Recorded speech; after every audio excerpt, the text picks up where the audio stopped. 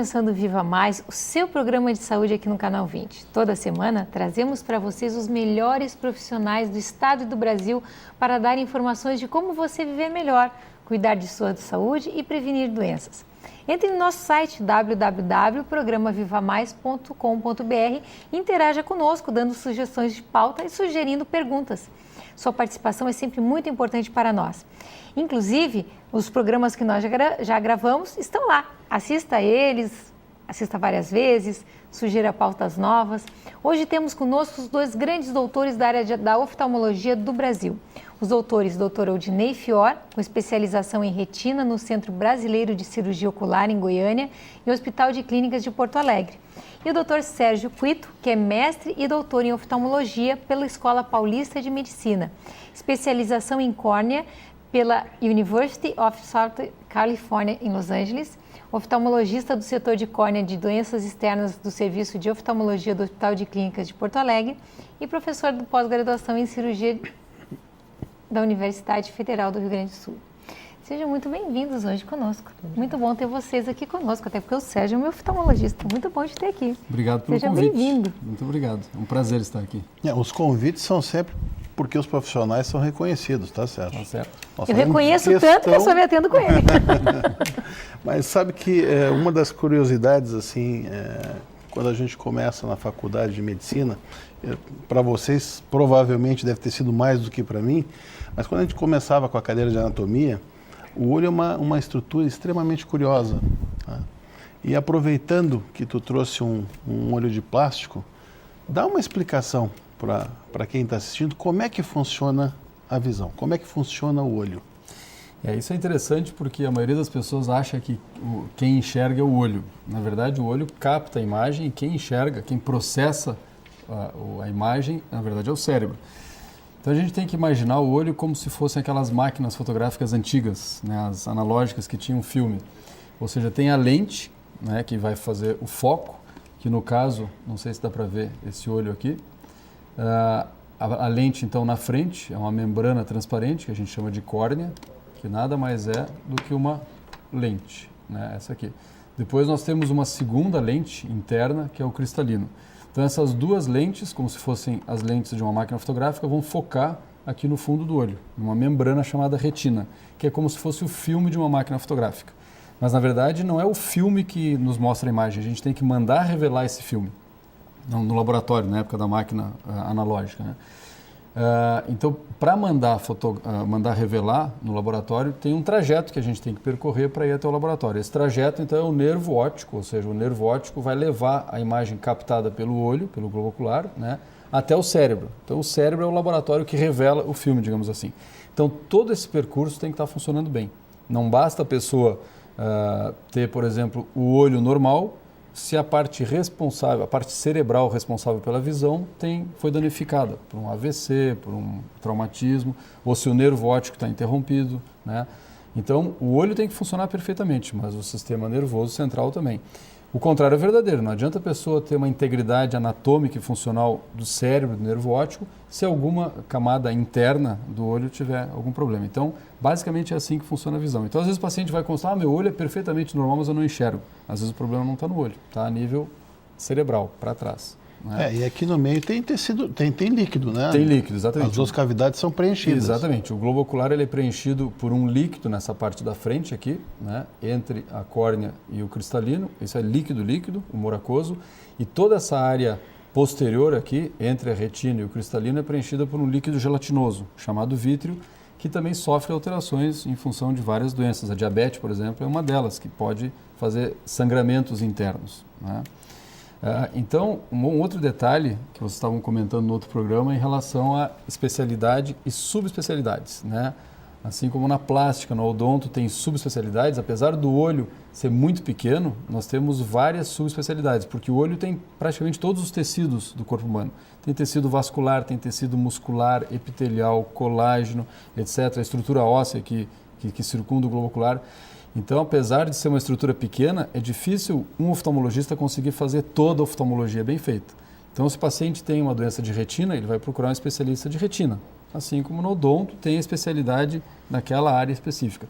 Se o paciente tem um problema de córnea, ele vai procurar um especialista de córnea. Por incrível que pareça, apesar do olho ser muito pequeno, é um mundo enorme. Mas é tão importante as pessoas saberem disso e saberem que tem que procurar aquele específico, até porque a gente não pode entregar o olho, que é uma coisa tão importante, para qualquer pessoa. Procure o especialista, né? Existem... É uma coisa tão básica isso, né? É básico, mas ainda hoje a gente tem que frisar o tempo todo. A gente né? pode economizar com roupa, a gente pode economizar no carro, que brasileiro não economiza no carro, mas economiza no carro, economiza na roupa, deixa de viajar. Agora, economizar no corpo da gente não dá para entender, né? E a visão é fundamental, é um dos principais sentidos de relacionamento do ser humano com o mundo, né? Existem estudos mostrando que até 70% do relacionamento se dá através da visão. Claro que os outros sentidos são importantes. Mas, por exemplo, uma das maiores causas de depressão no idoso é a deficiência visual, principalmente por catarata, por exemplo. Porque o idoso, grande parte da atividade passa pela visão, leitura, computador, cinema, teatro. Então, sem a visão... Todo idoso obrigatoriamente vai ter catarata? Depois dos 80 anos de idade, provavelmente sim, né? Quase que 100% das pessoas. Entre 60% e 80% em 80 anos de idade, não. Aí mais ou menos metade da população vai ter em algum momento uma catarata. E tem como a gente evitar a catarata? Por exemplo, se eu quiser ser uma jovem que vou ter saúde, tá? Por exemplo, eu estou aprendendo muito no programa, eu tento fazer tudo que eu aprendo no programa. Quer dizer, se quiser ser uma velha que não vai ter catarata, é isso? Se eu quiser ser assim, uma velha jovem. Se eu quiser evitar a catarata, existe como eu prevenir, evitar, fazer coisas para evitar um pouco a catarata? Em primeiro lugar, o que é a catarata? Deixa eu explicar para o pessoal entender.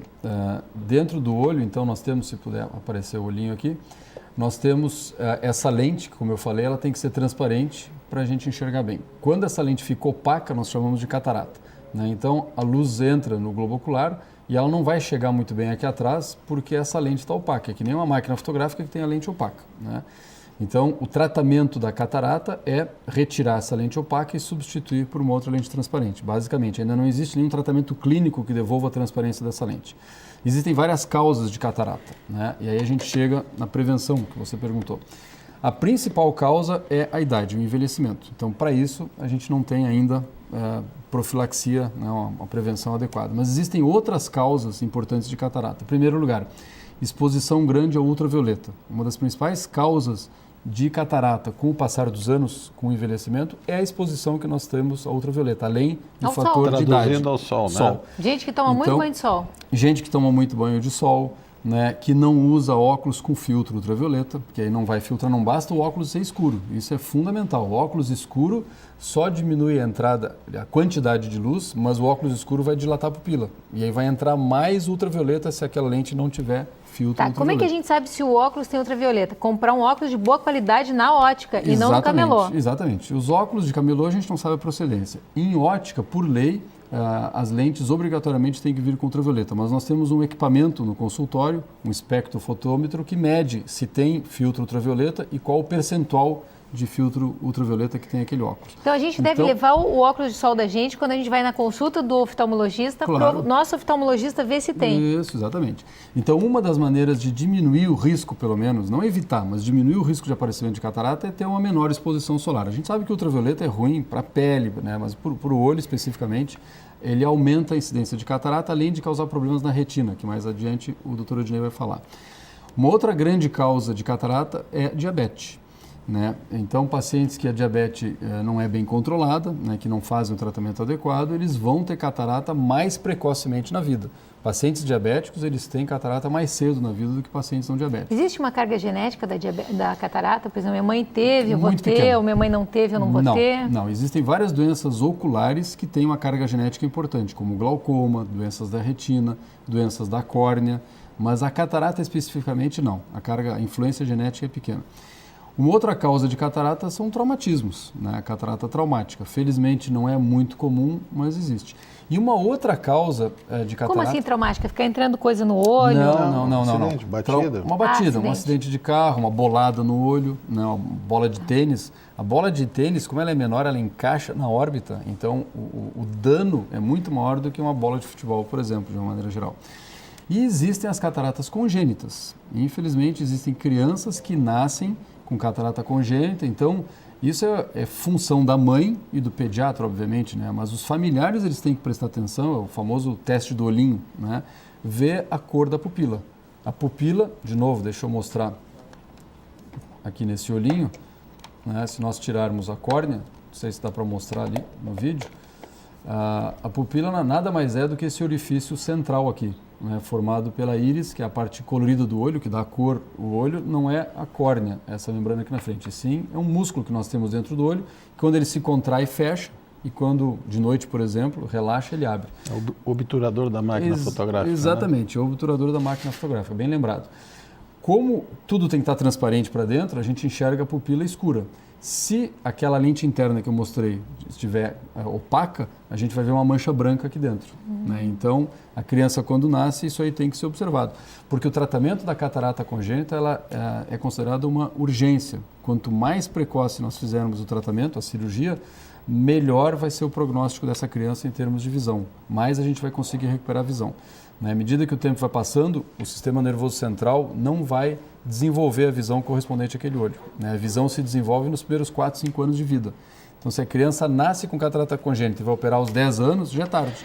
Porque o cérebro correspondente àquele olho, né, a córtex responsável por aquele lado, não desenvolveu a visão e depois vai ser tarde. Então, o tratamento da catarata congênita tem que ser bem precoce. Ao contrário da catarata senil, por exemplo, do adulto. Qualquer momento é o momento de fazer a cirurgia da catarata, né?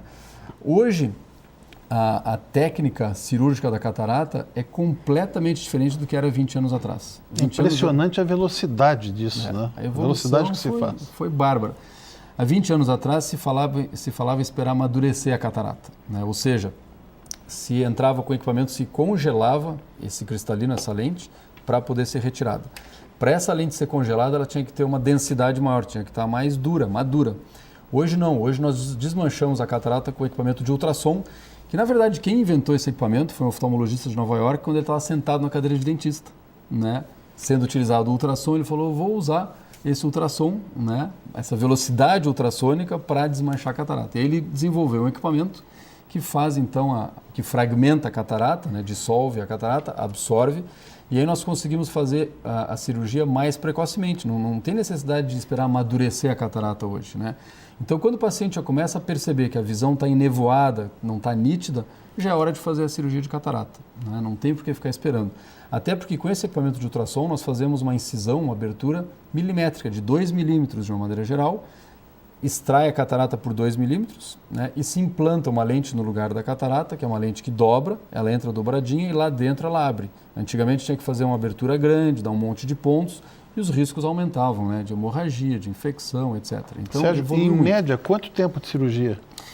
A cirurgia de catarata evoluiu muito, isso que você falou, a ponto de ser uma cirurgia bem rápida, de 10 a 15 minutos.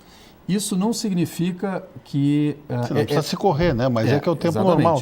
É que as pessoas confundem cirurgia simples com complexidade. A gente consegue fazer uma cirurgia em 10 a 15 minutos, graças a uma alta tecnologia, né? Só que tem que ser 10, 15 minutos, como o Miguel falou, de maneira perfeita. Não é rápido só para fazer rápido. Ou seja, para a gente conseguir fazer uma cirurgia rápida, precisa e segura e simples para o paciente, ela não é simples para o médico. O médico tem que ter um equipamento adequado para isso. Habilidade. Tem que ter uma habilidade, né? Não adianta ter um Boeing e não saber pilotar. Habilidade significa treinamento. Treinamento significa residência. Muito estudo, doutorado. O cara faz 6 anos de faculdade e mais, sei lá 3 de residência e mais um treinamento em cima, né? Exatamente. Por isso é que se diz, procure especialista. Claro. Né? Porque se fosse uma coisa assim que, não, mas o fulano tem habilidade, ele só não conseguiu. Isso a gente escuta muito, né, Odinei, de falar de outras especialidades. Não, o fulano ele é muito habilidoso, ele só não conseguiu fazer residência. Eu sempre faço a comparação grosseira na minha clínica, eu digo assim, olha, antigamente o cirurgião era barbeiro, né? No século, sei lá, o 17, 18. Hoje em dia tem que ser médico. Quer dizer, eu conheço inúmeros açougueiros que são extremamente habilidosos e não é por isso que fazem cirurgia. Exatamente. Né? Então não adianta o cara ser habilidoso. Medicina. Exatamente. Mas só ou queria ser engenheiro, ele só não conseguiu passar no vestibular. Olha, vai passar no vestibular, vai fazer uma especialização e depois vai fazer engenharia. Nós vamos fazer um intervalo rápido e a gente já retorna.